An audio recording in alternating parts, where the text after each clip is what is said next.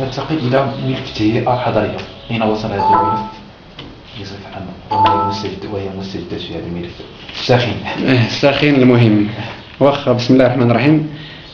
مرة أخرى أشكر يعني الموقع ديال تنجداد 5 على الاهتمام ديالو كما قلنا بالتنمية المحلية، وعلى الاهتمام ديالو بالملفات والأوراش ومواكبته الأوراش ديال المجالس. من المعلوم أن سكان تنجداد منذ نقولوا على الأقل نقولوا 8 ولا 10 سنوات ينتظرون التهيئة وينتظرون ملف ديال التأهيل الحضري، بحكم أن اللي ولا هذا المجال وبدا كيبان على أن مجموعة من المدن يعني تغير الوجه ديالها ودخلات في هذا المشروع ديال التهيئة اللي هو مشروع توجه يعني ديال الحكومة وتوجه ديال الدول المغربية بالاهتمام بالمراكز الحضرية. والملف ديال التهيئة الحضرية تنجداد يعني تأخر قليلا بعد ما كانت في 2008 واحد دراسة أولية للحواضر ديال الإقليم. كان عند السلطات الإقليمية واحد الرؤية ديال أنها تبدأ بالأولى في الأولى من حيث عدد السكان ومن حيث أهمية الجامعات. وكان في البداية بدأت يعني بمدينة الرشيدية كمركز الإقليم، وكذلك البلدية أرفود كثاني تجمع ثاني بلدية من حيث عدد السكان، وكذلك بلدية مولاي علي الشريف. وكان متوقع بأن في 2010 سيأتي الركب على بلدية بولميمة وبلدية تنجداد وبلدية بودنيب والريش إلى غير ذلك. سبقات البلدية الثالث في 2009 تقريبا توقعت الشراكة ديالها. جات الزيارة الملكية في 2009 كذلك وعطات يعني واحد البداية تهيئة بالنسبة لبودنيب وبالنسبة للريش وبقية بولميمة وتنجداد والجرف في الإقليم. ولكن يعني منذ ملي جينا لهذه يعني المسؤولية وحنا ندق أبواب يعني السلطات الإقليمية باش أنها تسعى لأن دائما هذا الملف هذا خصو يمر عبر السلطة الإقليمية، هي اللي كتقترح باش أنها دير الأولويات في الإقليم. في 2010 توجهنا بمراسلة رسمية يعني السيد العامل من أجل إدراج بلدية تنجداد في برنامج التأهيل الحضري بالإقليم. الحمد لله يعني دار المجهود ديالو وراسل وزارة الداخلية، واستطعنا تقريبا في حدود 2012 من أن نحصل على الأقل على البداية ديال التمويل ديال الدراسات، لأن هذا هو الباب الأول. لأن باش البلدية دير واحد الدراسات وما تدخلش يعني عاد تعرضها، هذا خيار. يمكن البلدية دير الدراسات وتطلب من وزارة الداخلية والأطراف يعني يدخلوا معها في التهيئة، ولكن كان البلدية نظرا للشح المداخل ديالها وهذا ما مشاش في هذا الاتجاه، وطلبت وزارة الداخلية وصدق على الأمر. الآن المشروع ديال التهيئة الحضرية الدراسات الآن في بدايتها. المشروع يعني الصفقة دازت وصدق عليها، والآن مكتب الدراسات سيبدأ يعني العمل، إن لم نقول بدأ لأن الآن راه كيجمع المعطيات عند المصالح الخارجية يعني الإقليمية باش أنه تكون عنده واحد قاعدة معطيات باش أنه يبدأ الدراسة ديالو. التهيئة الحضرية بتنجداد درنا واحد الدراسة، الرؤية ديالنا هو درنا دراسة شاملة، لأن استفدنا من الأخطاء اللي وقعت فيها مجموعة من الجامعات، حيث أنها كدير ديك الدراسة الجزئية، إما دراسة جزئية من حيث المشاريع كدير الطرقات بوحدها ودير دراسة ديال الإنارة العمومية بوحدها، أو لا كدير واحد الدراسة ديال مثلا النص ديال المدينة في الأول عاود ديال النص ديال المدينة، ولكن يعني اللي يبان على أن هذه الدراسات الجزئية كتخلق مشاكل وكتدير تسبب تأخر، وبعض المرات كتسبب واحد النوع ديال الارتباك في الإنجاز. هنا درنا دراسة شاملة لكل ما تحتاجه المدينة من طرقات ومن إنارة عمومية ومن مناطق خضراء ومن يعني المؤسسات ذات طابع سوسيو اجتماعي من سوق ومن منطقة الأنشطة إلى غير ذلك. وبعد ذلك اختارنا واحد الشطر أول اللي يمكن نقدو حنا كبلدية والشركاء ديالنا وزارة الداخلية والشركاء الآخرين نتعاونوا على إيجاد التمويل الكافي له، بحيث أن إذا بغينا نهضروا على المشروع ديال التأهيل الحضري عامة يتعلق فيما يخص الطرقات تقريبا واحد 36 كيلومتر ديال الطرقات، منها 3 كيلومتر ونصف ديال الطريق الرئيسية المقطع ديال البلدية، الطريق الرئيسية اللي خصو التوسعة والتهيئة والإنارة العمومية يعني والأرصفة، وكاين واحد 7 كيلومتر ديال الشوارع الأساسية اللي هي الشوارع اللي تقريبا كيتعدى العرض ديالها اكثر من 15 متر حتى ل 20 متر. ثم كذلك كاينه واحد 25 كيلومتر ونصف ديال الطرقات اللي تقريبا اقل من 12 متر لتحت، كتسمى لي فوا دو بروكسيميتي، طرقات اضافه لواحد 3 ديال المدارات، 3 ديال المدارات لي جيراتوار، 3 ديال المدارات. هذا فيما يخص الطرقات.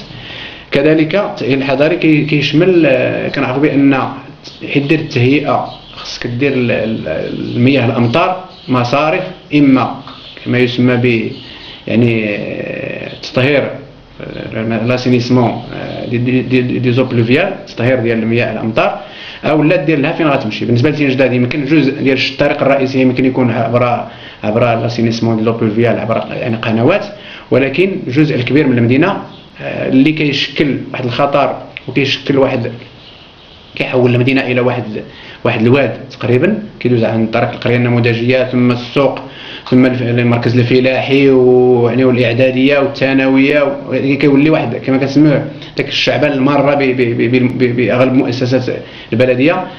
كاين واحد المشروع ديال واحد تحويل مياه الامطار نحو واد السات. ثم كاين بالنسبه للمؤسسات والمرافق كاين السوق الاسبوعي، يعني غادي يعني يتم التحويل ديالو في اتجاه الجنوب، تهيئه السوق الحالي وتحويله الى واحد المركز ديال الانشطه التجاريه. ثم واحد منطقه الانشطه يمكن يتجمع فيها مجموعه من الانشطه المزعجه والملوثه، من قبيل مثلا يعني الميكانيك، من قبيل مثلا الشيء ديال الميطاله، الحداده، النجاره، وهذا الشيء ديال يعني الانشطه الكونيه المزعجه والملوثه تقريبا واحد 7 الهكتارات. كذلك في اتجاه الجنوب يعني في قريب من السوق. ثم تهيئه 19 هكتار من المناطق الخضراء، هذه يعني كنقول الدراسات غتشمل هذا الشيء دراسات. ثم كذلك محطه طرقيه ومحطه ديال الى جانبها محطه ديال سيارات الاجره والنقل المزدوج. وكذلك نقدروا نقولوا ديك التهيئه الفيابيليزاسيون ديال مجموعه من المؤسسات، منها دار المواطن، منها التعاون الوطني، منها دار الشباب اللي كما قلنا حنا داخلين في ذا، كذلك النادي النسوي، وربما كما قلنا قاعه ديال الندوات يعني في دار الثقافه. هذا الى جانب الكهرباء والاناره العموميه، بحيث غتكون واحد 10 كيلومتر ديال الاناره العموميه، اهم الشوارع، الطريق الرئيسي واهم الشوارع. وكذلك توسعه ديال الضغط المتوسط والضغط المنخفض، بحيث ان الضغط المتوسط البلديه كتعرف واحد المشكل، الا وهو ان الاعمده ديال الضغط المتوسط اللي هو يعتبر خطر يعني على الساكنه كتمر من الشوارع ديال البلديه. غادي كان يعني درنا في مشروع ديال الدراسات كيفاش ان نحولها الى ديك الاسلاك تكون يعني تحت ارضيه باش الخطر ديالها يعني يقل. كذلك توقع التوسعه ديال الشبكه الكهربائيه للاحياء اللي غتكون جديده والجزيئات جديده، اضافه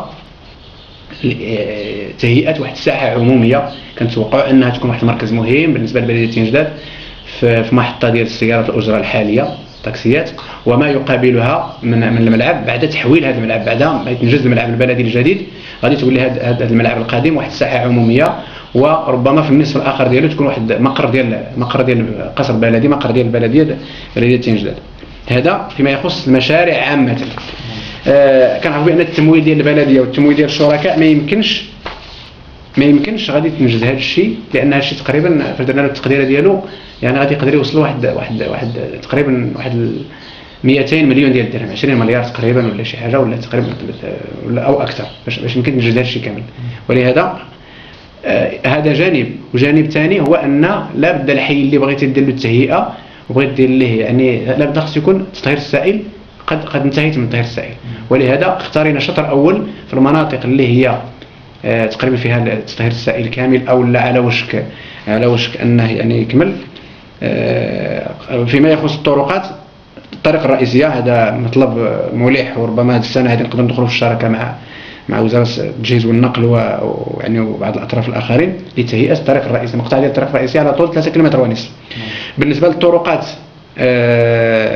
كما قلت الاساس يعني الكبرى في البلديه، اقترحناها كلها تقريبا 6 كيلومتر ديال الطرقات، ربما 7 جات في الدراسه الاول ودابا ولات 6. علاش؟ لان هذا الشارع ديال محمد الخامس اللي كينطلق من الطريق الوطني رقم 10 في اتجاه توغاش غادي يتهيئ في اطار الطريق الرئيسي اللي غادي لتوغاش. الطريق اللي غادي لتوغاش غادي يتهيئ داك الشارع جزئيا، يعني غادي يولي يعني مزفت، ولكن يمكن البلديه بعد ذلك تقدر دير له يعني لونروبيت، دير له داك التزفيت من النوع الجيد.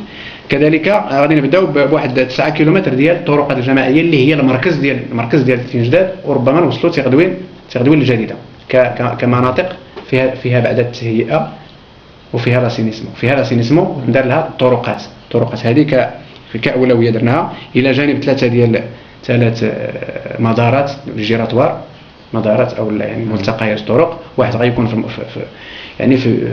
مدخل المدينه في اتجاه من اللعاب وفي اتجاه بولميمه، والاخر غادي يكون حدا الثانويه باش يكون واحد المناسبه ديال اولا تخفيف من السرعه، وثانيا كذلك ملتقيات الطرق تكون في ملتقيات الطرق. وربما الثالث غادي يكون الى جانب هذه الساحه العموميه اللي قلنا اللي غتكون في حدا المحطه ديال سياره الاجره، في ذاك المكان ديال التقاء الطرق في اتجاه قردميت وفي اتجاه يعني تغدوين الطريق الرئيسيه الاتجاهين بجوج، وكذلك في اتجاه المركز.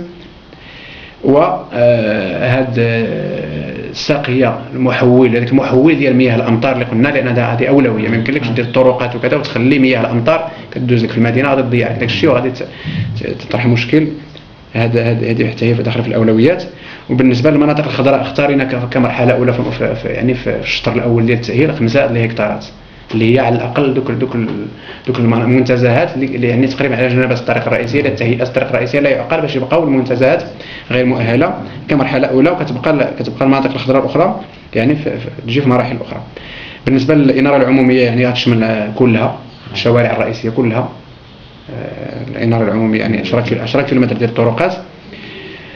بالنسبه لمنطقه الانشطه كذلك 7 كيلومتر ديال منطقه الانشطه، يعني تصوب فيها 7 الهكتارات ديال منطقه الانشطه، لان لا يعقل باش تصوب المدينه وتصوب الطرقات وتصوب الارصفه وتخلي صحاب الميكانيك والسدور والميطاله والنجاره وكذا وسط المدينه، هذا لا يعقل. اذا خصك تهيئ لهم واحد المكان باش يمكن هما يمشيو يعني يبنيو المحلات ديالهم ويحولوا الانشطه ديالهم لهذا المكان هذا. كذلك تحويل السوق الاسبوعي، ما بقاش مقبول ان السوق الاسبوعي وسط في قلب المدينه بمشاكله وبالتلوث اللي كيسببوا، لا سواء التلوث الصوتي ولا التلوث يعني البيئي، وكذلك قربه من البلديه وقربه من المسجد يعني اللي غادي تبنى مستقبلا. يعني وهذه ازف وهذه البشرى لسكان تنجداد ان المسجد ديال الامام البخاري ان شاء الله في 2013 ستنطلق فيه الاشغال، وغيعرف واحد التوسعه مهمه جدا، وغادي يولي واحد المسجد مركزي مهم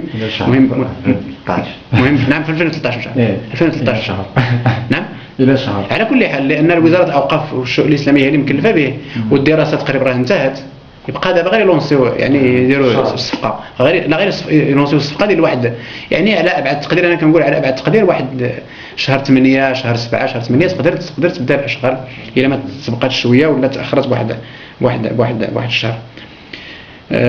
كذلك كما قلت محطه طرقيه كذلك من جايت في الشطر الاول حنا تقديم محطه طرقيه باش يعني على واحد المساحه ديال 8000 متر مربع تقريبا، والساحه العموميه ديال المركز ديال تنجد. هادو محاور ديال الشطر الاول اللي يعني كنشتغلوا عليهم الى يسر الله نجازات الدراسه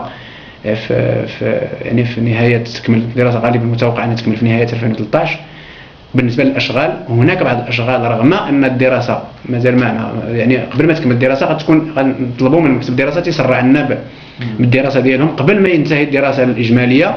علاش؟ لاننا ممكن ندخلوا في شراكه مع وزاره الجهاز والنقل لانجاز هذا المقطع ديال الطريق الرئيسيه اللي داز المربع اللي تنجد في هذا 2013 ممكن او بدايه 2014.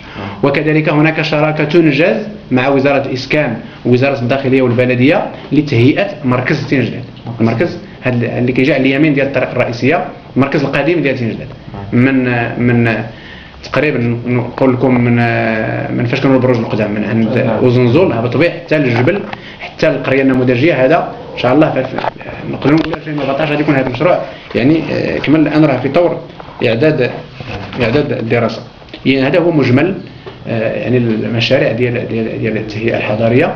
كنقول بان التهيئه هذا الجانب كما قلت من قبل، بان الجانب ديال الطرقات والجانب ديال التهيئه المجاليه، ولكن نشتغل الى جانب هذا الشيء لتوفير مجموعه من المؤسسات السوسيو ثقافيه ورياضيه باش هذا المواطن اللي حيتصوب ليه الطريق وتصوب ليه يعني الحديقه العموميه فاش يدوز الوقت وكذا، يلقى كذلك فضاءات تثقيف، فضاءات ممارسه الرياضه، فضاءات مثلا ديال ممارسه مجموعه من الانشطه الرياضيه الى غير ذلك. ولهذا احنا غاديين في هذا الاتجاه كما سبقنا وقلنا باننا نسعى من اجل تاهيل دار الشباب، من اجل تفعيل دار الثقافه وتجهيزها اكثر وتفعيلها اكثر، من اجل ان ملعب القرب ان شاء الله يكون، من اجل ان قاعه مغطاه مستقبلا.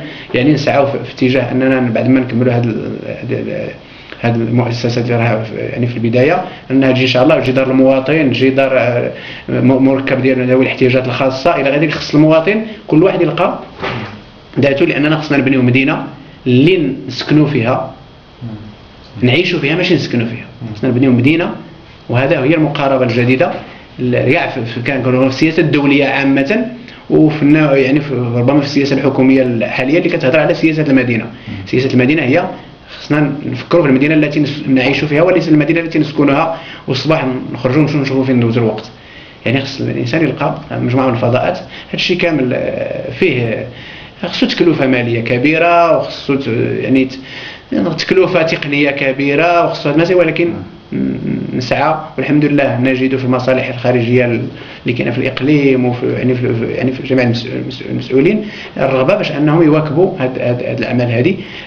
نتمنى من الله سبحانه وتعالى اننا يعني في ظرف واحد نقدروا مثلا نهضروا ظرف واحد عامين ولا ثلاثه نلقاو بان بلديه تنجت يعني تغير الوجه ديالها. يعني هذا ليس بعزيز على يعني لا على المجلس البلدي ولا على الحمد لله المصالح الخارجيه ولا على وزاره الداخليه كطرف يعني مواكب وسلطه مواكبه وسلطه وصايه ديال المجالس، وكذلك المصالح الخارجيه والوزارات والقطاعات الحكوميه. معروف في المغرب على ان يعني الانسان اللي كيدق الباب بزاف يعني لا بدا يتفتح واحد النهار يفتح ليه الباب.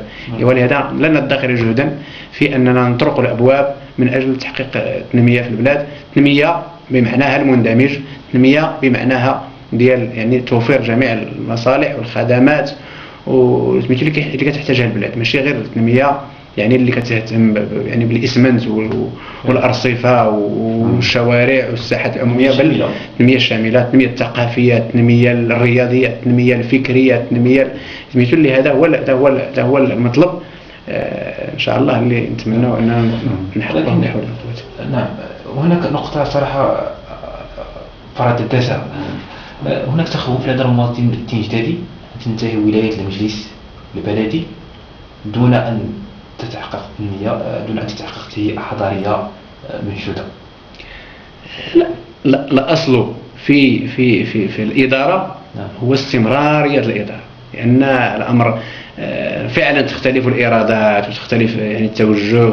أنا كنقول بأن بالنسبة لبلدية تنجداد الحال اللي يحكمنا الآن هو المخطط الجماعي للتنمية اللي البلدية صادقت عليه وحددت فيه يعني التوجهات الكبرى وبناته على تشخيص دقيق ماشي قامت به البلدية بوحدها، بل يعني قامت به البلدية بمساعدة وكالة التنمية الاجتماعية ويعني وكذلك المبادرة الوطنية للتنمية البشرية، وخدموه أطر لمتخصصين في التخطيط الاستراتيجي، ووقفنا على تشخيص ديال الحاجيات، ومن بعد تشخيص الحاجيات يعني تم الانتقال الى المؤسسات لتوفير هذه الحاجيات، وكيف نأهلوا المجال، كيفاش نأهلوا الاقتصاد، كيفاش نأهلوا المؤسسات، كيفاش نوفروا الخدمات الى غير ذلك. انا كنقول بان الامر ليس مرتبطا بمجلس، هذا المجلس لا مجلس يعني مقبل ولا بهذا الرئيس ورئيس مقبل. انا كنقول بان حيت الاصل اذا كنا علميين هو اننا نبنيو عملنا على مخطط مبني بشكل تشاركي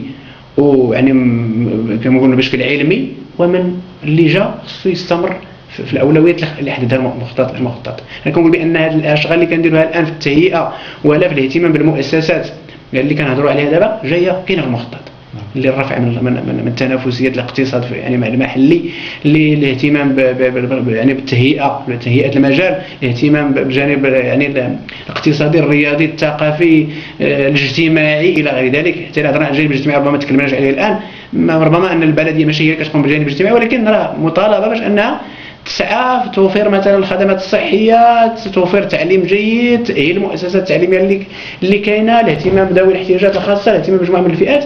هادشي كامل كاين في المخطط، كله كاين في المخطط وباولويات. يمكن هذه الاولويات تزيد سنه وسنتين لقدام، يمكن بعض المسائل درتيها انت في 2014 ويسر الله في الشراكه ديالها في 2013 تقدر نجزها. هادشي كنقول مساله ديال الوقت، يتزاح شويه الوقت ولا ينقص، ولكن انا كنقول بان العمل العلمي لتحقيق التنميه هو ان يكون بناء على تشخيص دقيق، هو اللي يتحقق من خلال المخطط الجماعي، وبعد هذا التشخيص محاور واولويات اللي المجلس راه ناقشها وتداول فيها وصوت عليها. والان الوثيقه ديال المخطط الجماعي التنميه راه كاينه وواضحه ومحدده.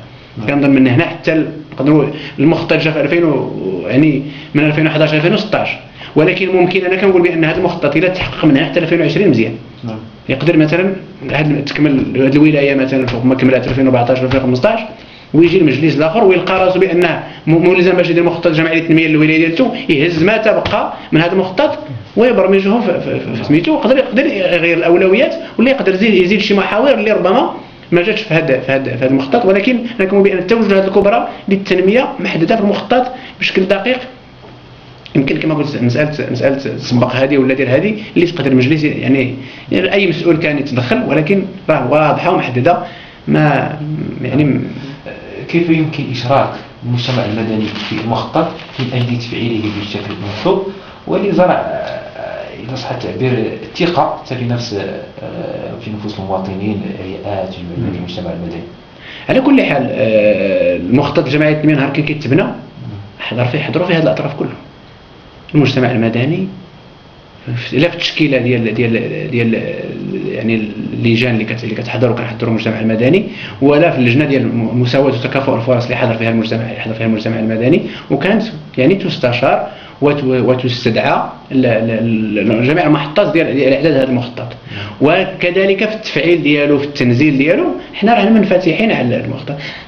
نقدروا نكونوا شويه مثلا ما شاركناش ولا كثره الانشغالات ولا كذا يعني خلات المجتمع المدني. حنا مستعدين اننا يعني لجنه ديال تكافؤ الفرص ولا اللجنه المحليه للتنميه البشريه حتى كذلك اللي مؤسسنا وفيها المجتمع المدني حاضر المؤسسات الخارجيه، يعني ديال اننا الان في هذه المرحله ديال اعداد الدراسات للتهيئه الحضريه محطه مهمه باش اننا نتواصلوا مع هذه المؤسسات ومع المجتمع المدني. علاش؟ واخا قلنا بان عندنا الاولويات في المخطط، عندنا كذلك الدراسات ديال التاهيل والرؤيه ديال التاهيل ديال المجال. مهم ان المجتمع المدني يكون عنده راي وسيستشار في هذه المحطات هذه. فاش ما كان ان شاء الله شي كنقولوا مثلا مكتب الدراسات كيجيب لك واحد التصور الاولي ولا التصور مثلا ما قبل النهائي للدراسات، بدا كيعاود يجلس معك. هنا في هذه محطات تكون محطه باش نستدعيو يعني المجتمع المدني وخاصه الجمعيه يعني ما يسمى بلجنه مساواه وتكافؤ الفرص اللي فيها المجتمع المدني ولا لجنه التنميه البشريه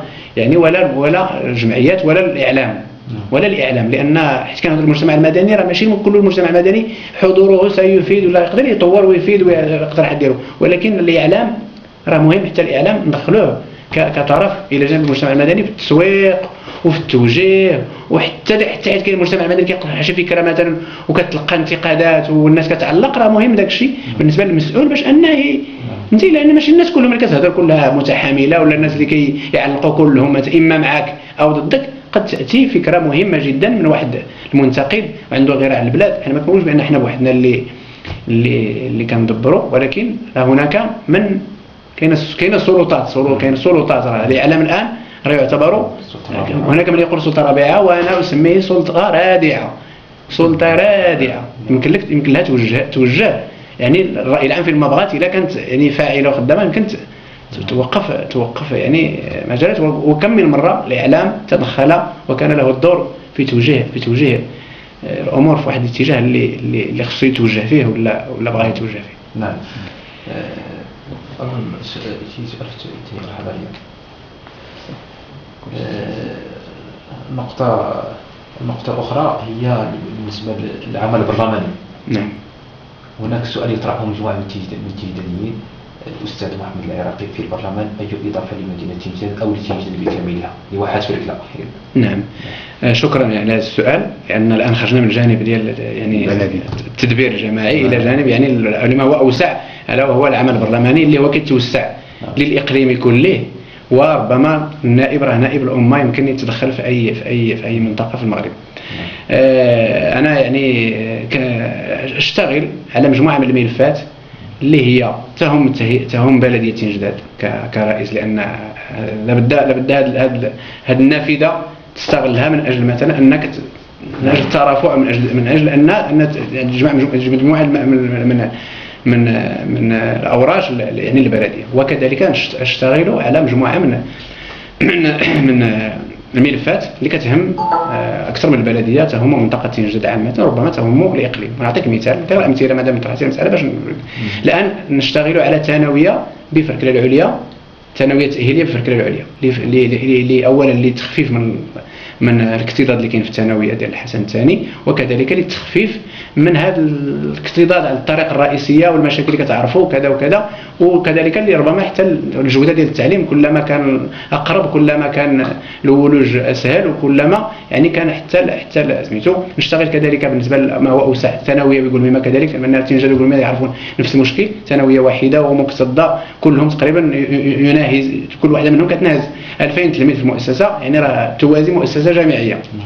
كنشتغلوا كذلك على ملف ديال الطرقات فيما يخص البرنامج الثالث للطرق القرويه باش نفك العزله على المنطقه، مثلا الطريق ديال زاكنوش يعني في الطرق القرويه يعني نشتغلوا عليها ونسعى باش سميتو. كذلك القنطره ديال فركله العليا كما يسمى قنطره الموت، يعني دفعنا في اتجاه السنه الماضيه اول تدخل ديالي برلماني درتو على التوسعه ديال الطريق الرئيسيه لبلديه تنجداد مع اتصال مع وزير الجهاز والنقل، وعلى القنطره ديال فركله العليا. والحمد لله جاب الله التيسير ان سبقات القنطره تبرمجات في 2012 والان كتعاد الدراسه ديالها باش انه الاشغال غتكون في 2013. كنشتغلوا في الجانب ديال تجهيز الطرقات، حيت كنهضروا على منطقه اوسع من البلديه، على اننا نفتحوا واحد الطريق غادي يكون عنده واحد المستقبل مهم جدا وغادي يساهم حتى في التنميه في تنجداد، الا وهو الطريق الرابط بين اقليم نقولوا زاكوره عبر النيف، عبر توغاش، من النيف لتوغاش لتنجداد، ونمشيو لغبالو ويدور ليتهاني وغيطيح في الطريق اللي كتدي لإيميل شيل باش يمشي على بني ملال. وغادي يولي هذا كنشتغلوا مع وزاره الجهاز والنقل، حنا نترافع عليه في مستوى الوزاره. وزاره الجهاز والنقل يعني كتشتغل عليه على المستوى المحلي باش تعدل الملفات والدراسات من اجل انها تفك العزله الى جانب طريق اخرى اللي هي من توروق عبر قلميمه واملاكو والريش، لان كنقولوا بان كنطرحوا واحد الفكره ديال ان الى تزينت الغمط غتبقى تفيلات يعني تصدر على مراكش. ولهذا لا بد من دابا نفكروا كل شيء يعني يمكن يتوقع ان يكون الثلج ولا تكون شي حاجه ولا تكون شي حاجه سميتو وتسد الطريق ديال تزينت الغمط كتبقى تفيلات تمشي على مراكش. ولهذا لا بد ان نفكروا في هذه المحاور ديال الطرق البديله، والطرق اللي ربما فيها جانب تنموي، فيها جانب تشجع السياحه، تشجع الاقتصاد، تختصر الطريق في اتجاه يعني سميتو الداخل ديال المغرب الى غير ذلك. وعلى المستوى الاقليمي نقدروا نهضروا مثلا على اننا كنشتغلوا الان على واحد الورش اللي هو مهم جدا وغادي يحقق التنميه الاقليم، الا وهو ورش الجهويه المتقدمه.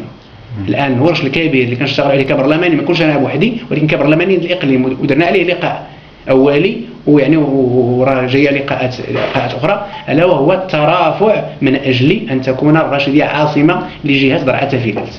وغنسعاو ان شاء الله بجميع الوسائل، سواء يعني كما نقول مثلا مبنيه على امور علميه وسميتو باش ان الرشيديه يعني تكون وتستحق الرشيديه ان تكون عاصمه لجهه.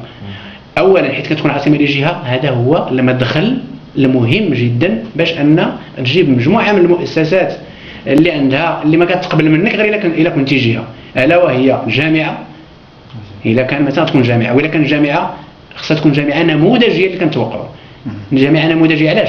خصها تراعي في التكوين ديالها وفي المسائل ديالها ما يسمى داك التكوين الجامعي الموضوعاتي. كنهضروا مثلا على المناجم في هذه المناطق عندنا، خصها تكون عندنا مثلا جامعه فيها مدرسه المهندسين ومدرسه ديال التقنيين اللي كتهتم بالمعادن. نهضروا مثلا على الجانب ديال اقتصاد الواحات، نهضروا على جامعه مثلا اللي فيها بعض الشعب العلميه، ولا في الجانب مثلا ديال المهندسين الزراعيين، في الجانب ديال اقتصاد الواحات، نهضروا مثلا على السياحه، تشجيع السياحه الى غير ذلك من المجالات اللي كتزخر بها هذه الجهه. وهي واحد النوع ديال، هي واحد هذه الجهه يعني الواعده ديال الرعتفيلات. وهناك من يقول بانها ستكون افقر جهه، وانا اقول بانها ستكون اغنى جهه. الطاقه المتجدده مثلا خص يكون عندنا واحد الجامعه ولا واحد الكليه ولا واحد من المهندسين اللي مهتمه بالطاقه المتجدده، اللي هي واحد الرافد مهم جدا ديال الاقتصاد العالمي الواعد، الاقتصاد العالمي الواعد، ما يسمى بالطاقه النظيفه والطاقه يعني اقل كلفه، باش اوروبا الان تستثمر فيها. مدخل اخر اللي يمكن نجيبوا هذه الجهويه المتقدمه الا وهو المستشفى الجامعي، حيت نقولوا جامعه كليه الطب، حيت نطلبوا بكليه الطب دائما كليه الطب كيكون عندها مستشفى جامعي، حيت كيكون مستشفى جامعي، حيت يكون مستشفى جامعي كيكون ما يسمى بالتطبيب عن قرب. غادي يولي جميع التخصصات كاين عندك هنا.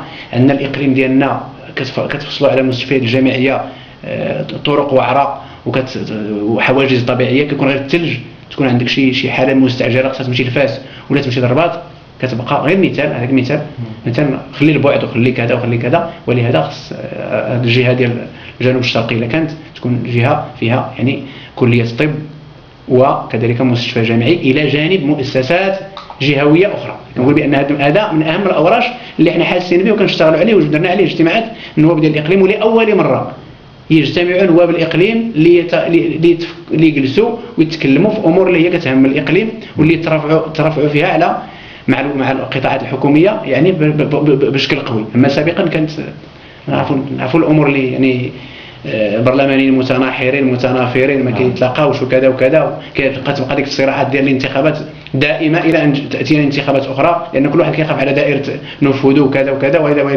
والحمد لله استطعنا. ونقول هذه المساله هذه بان بصراحه بكل صراحه يعني النواب العداله والتنميه خصوصا يعني اللي كانوا هما عنصر التجميع بين هاد البرلمانيين.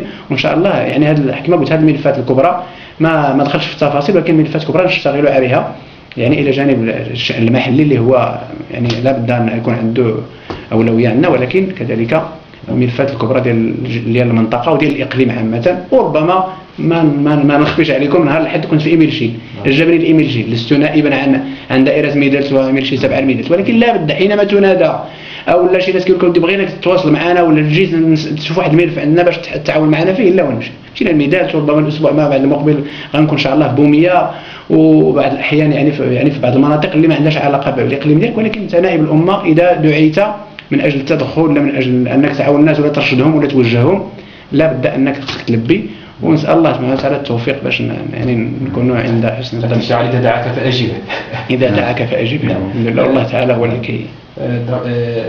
في دقيقتين رساله او كلمه اخيره تريد ان تصل الى المجتمع المحلي بتنجداد على مستوى تنجداد كلها، وليس فقط بلدي على مستوى بلديه تنجداد ساكنه تنجداد. شكرا على هذا الامر. هذا رسالتي الى سكان تنجداد ان نقول كفانا من الانتقاد بعضنا لبعض، كفانا من ثقافه تشتيت، ثقافه كل واحد يعني يحاول يقلل ويقزم عمل الاخر، سواء احزاب سواء يعني مجتمع مدني سواء كذا. خصنا نتواصلوا. اولا انا ادعو يعني